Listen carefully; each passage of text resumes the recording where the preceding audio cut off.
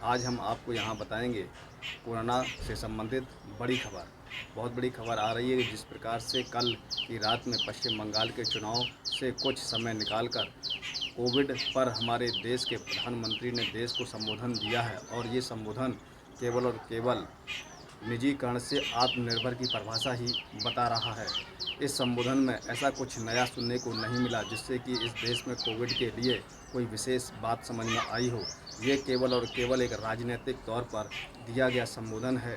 हमारे देश के प्रधानमंत्री जी ने लॉकडाउन के लिए तो मना कर दिया कि केंद्रीय इस बार अपना लॉकडाउन नहीं लगाएगा, लेकिन राज्य सरकार विषम परिस्थितियों में लॉकडाउन लगा सकते हैं, ये छूट दी गई है।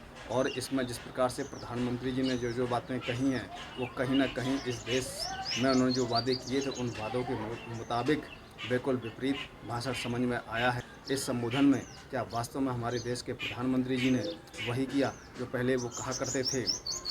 क्या वास्तव में उन्होंने कुछ समय पहले इस देश को आत्मनिर्भरता की जो परिभाषा समझाई थी, क्या अब कोविड के समय में लोगों को आत्मनिर्भर होकर स्वयं अपनी रक्षा स्वयं करनी पड़ेगी?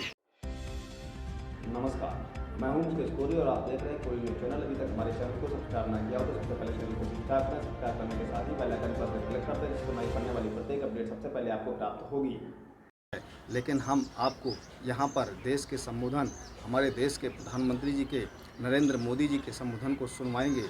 और जिस प्रकार से ये संबोधन में विशेष कुछ नया नहीं है, केवल और केवल यहाँ सहानुभूति ही प्रकट की गई। तो चलिए मैं आपको वो उनका पूरा संबोधन सुनवाता हूँ। देशवासियों, नमस्कार। कोरोना के खिलाफ देश आज फिर एक बहुत बड़ी लड़ाई लड़ रहा है। कुछ सप्ताह पहले तक स्थितियां संभली हुई थी और फिर एक कोरोना की दूसरी वेव तूफान बनकर आ गई। जो पीड़ा आपने सही है, जो पीड़ा आप सह रहे हैं, उसका मुझे पूरा एहसास है। जिन लोगों ने बीते दिनों में अपनों को खोया है, मैं सभी देशवासियों की संवेदनाएं व्यक्त करता हूं। परिवार के एक सदस्य के रूप में मैं आपके दुख में शामिल हूं। चुनौती बड़ी है, लेकिन हमें मिलकर अपने संकल्प, अपने हौसले और तैयारी के साथ इसको पार करना है। साथियों,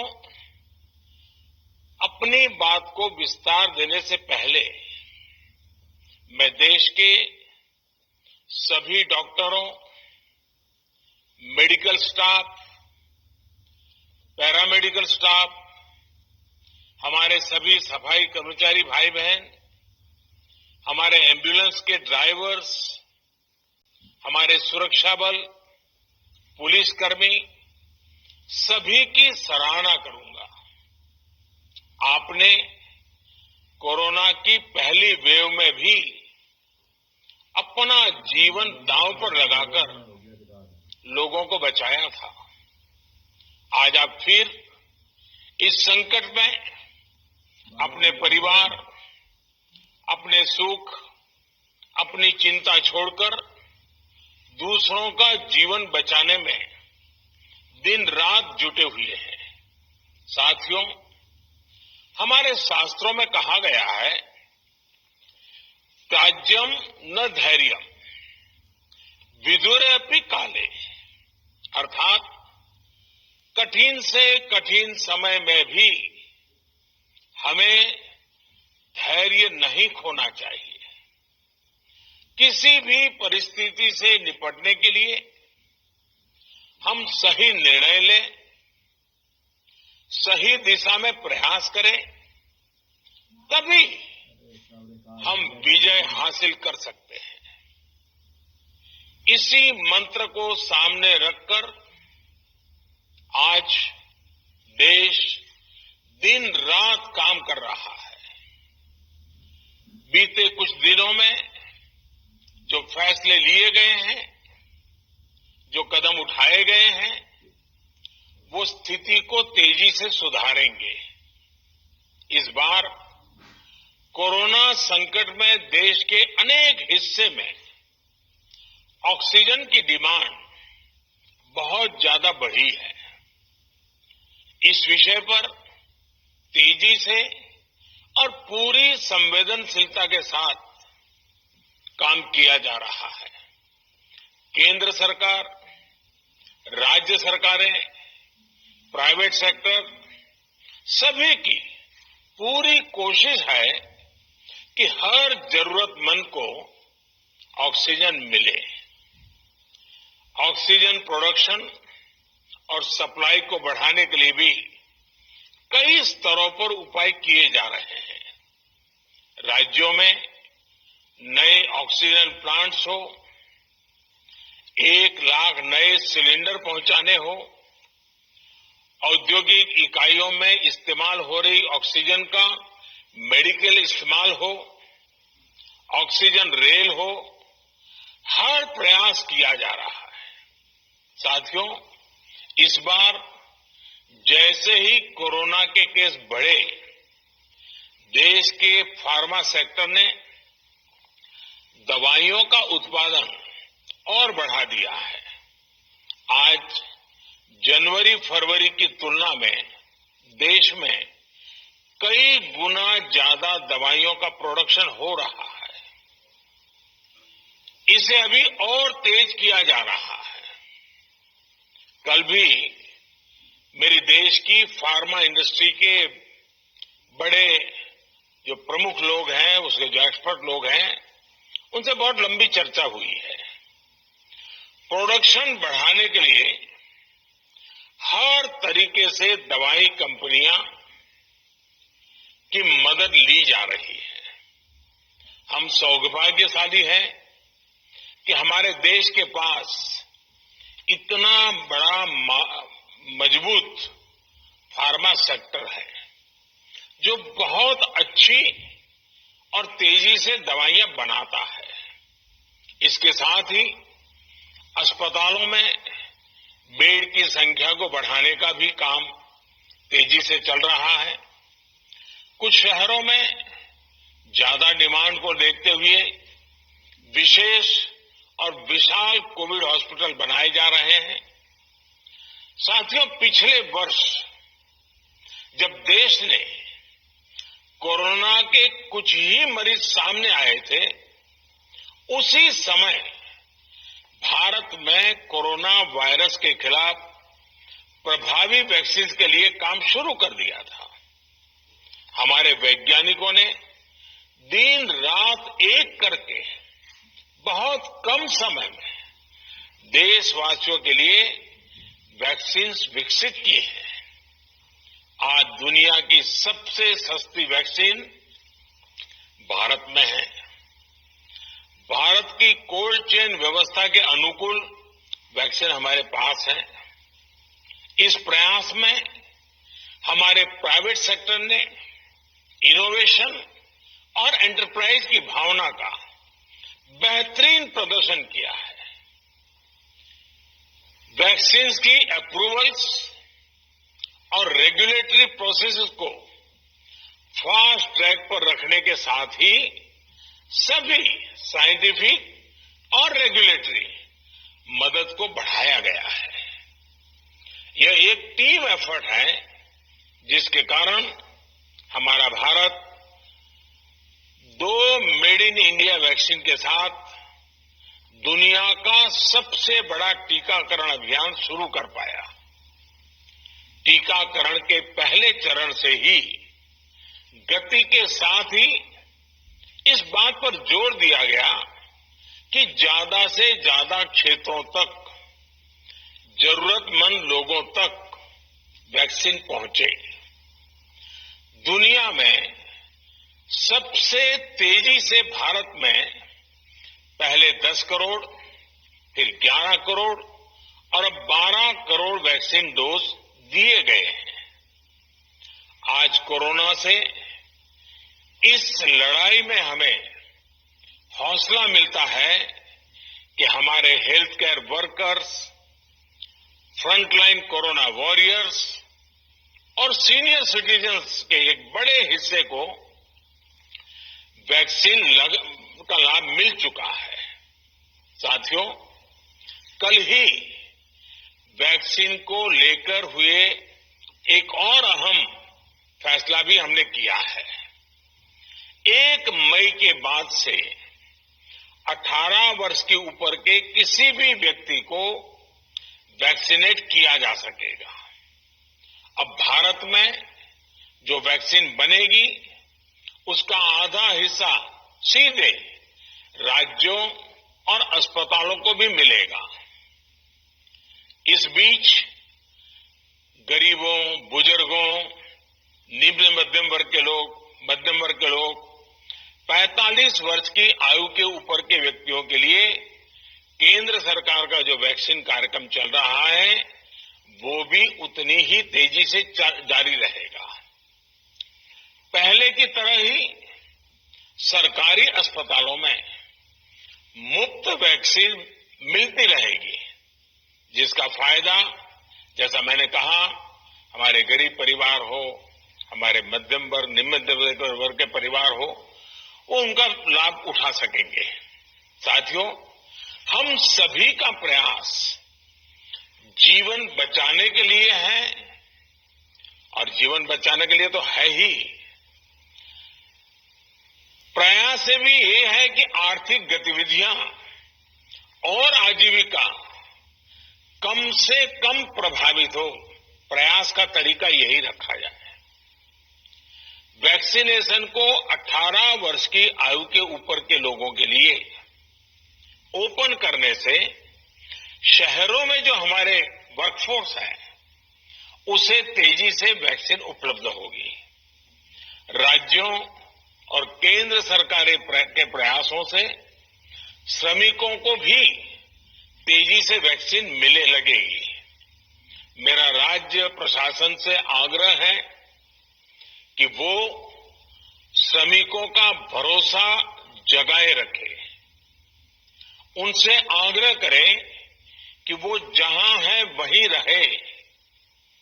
राज्यों द्वारा दिया गया ये भरोसा उनकी बहुत मदद करेगा कि वो जिस शहर में है वहीं पर अगले कुछ दिनों में वैक्सीन भी लगेगी और उनका काम भी बंद नहीं होगा।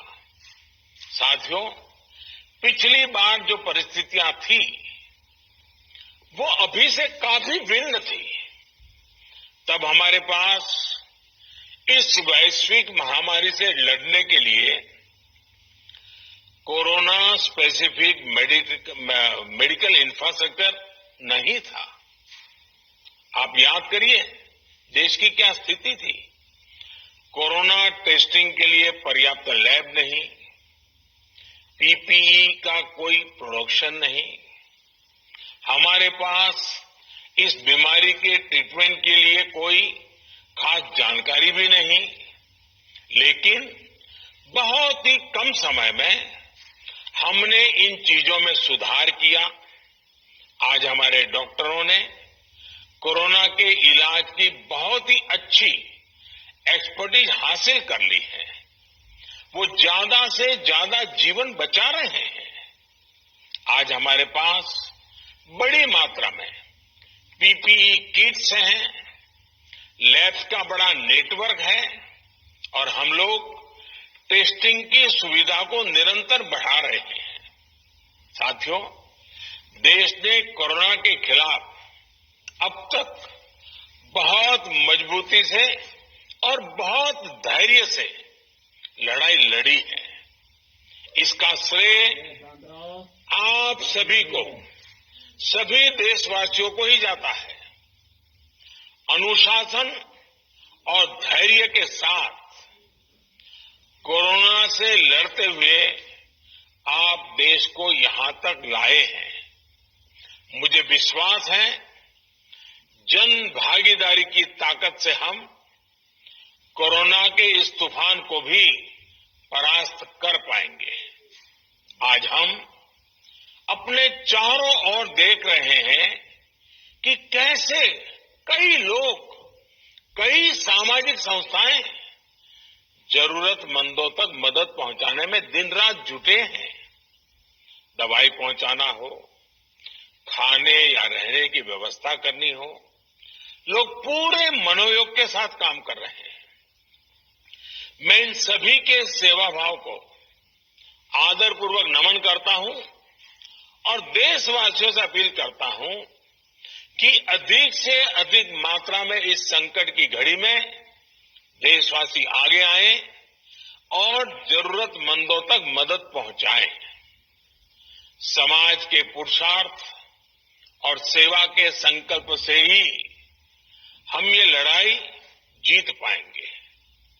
मेरा युवा साथियों से अनुरोध है कि वो अपनी सोसाइटी में, मोहल्ले में, अपार्टमेंट्स में छोटी छोटी कमेटियां बनाकर कोविड अनुशासन पालन करवाने में मदद करें। हम ऐसा करेंगे तो सरकारों को न कभी कंटेनमेंट जोन लगाने की जरूरत पड़ेगी, न कर्फ्यू लगाने की जरूरत पड़ेगी और लॉकडाउन का तो सवाल ही नहीं उठता है, आवश्यकता ही नहीं पड़ेगी। स्वच्छता अभियान के समय देश में जागरूकता फैलाने के लिए मेरे बाल मित्रों ने बहुत मदद की थी। छोटे छोटे बालक, 5वीं, 7वीं, 8वीं, 10वीं में पढ़ने वाले, उन्होंने घर के लोगों को समझाया था, मनाया था। उन्होंने बड़ों को भी स्वच्छता का संदेश दिया था। आज मैं फिर अपने बाल मित्रों से एक बात विशेष तौर पर कहना चाहता हूं। मेरे बाल मित्र, घर में ऐसा माहौल बनाइए कि बिना काम, बिना कारण घर के लोग घर से बाहर न निकले। आपकी जीत बहुत बड़ा परिणाम ला सकती है। प्रचार माध्यमों से भी मेरी प्रार्थना है कि ऐसे संकट की घड़ी में वो लोगों को सतर्क और जागरूक करने के लिए जो प्रयास कर रहे हैं उसे और बढ़ाएं। इसके साथ ही इसके लिए भी काम करें कि डर का माहौल कम हो सके, लोग अफवाह और भ्रम में न आए। साथियों, आज की स्थिति में हमें देश को लॉकडाउन से बचाना है। मैं राज्यों से भी अनुरोध करूंगा कि वो लॉकडाउन को अंतिम विकल्प के रूप में ही इस्तेमाल करें। लॉकडाउन से बचने की भरपूर कोशिश करनी है और माइक्रो कंटेनमेंट जोन पर ही ध्यान केंद्रित करना है। हम अपनी अर्थव्यवस्था की सेहत भी सुधारेंगे और देशवासियों की सेहत का भी ध्यान रखेंगे। साथियों, आज नवरात्रि का आखिरी दिन है। कल रामनवमी है और मर्यादा पुरुषोत्तम श्री राम का हम सभी को यही संदेश है कि हम मर्यादाओं का पालन करें। कोरोना के इस संकट काल में कोरोना के बचने के जो भी उपाय है, कृपया करके उनका पालन 100% करिए। दवाई भी, कड़ाई भी, इस मंत्र को कभी भी भूलना नहीं है। ये मंत्र जरूरी है, वैक्सीन के बाद भी जरूरी है। रमजान के पवित्र महीने का भी आज 7वां दिन है। रमजान हमें धैर्य, आत्मसंयम और अनुशासन की सीख देता है। कोरोना के खिलाफ जंग जीतने के लिए अनुशासन भी, उसकी भी उतनी ही जरूरत है। जब जरूरी हो तभी बाहर निकले कोविड अनुशासन का पूरा पालन करें। मेरा आप सभी से यही आग्रह है। मैं आपको फिर ये भरोसा देता हूं, आपके इस साहस, धैर्य और अनुशासन के साथ जुड़कर आज जो परिस्थितियां हैं, उन्हें बदलने में देश कोई कोर कसर नहीं छोड़ेगा। आप सभी स्वस्थ रहें, आपका परिवार स्वस्थ रहे, इसी कामना के साथ मैं अपनी बात समाप्त करता हूं। आपका बहुत बहुत धन्यवाद।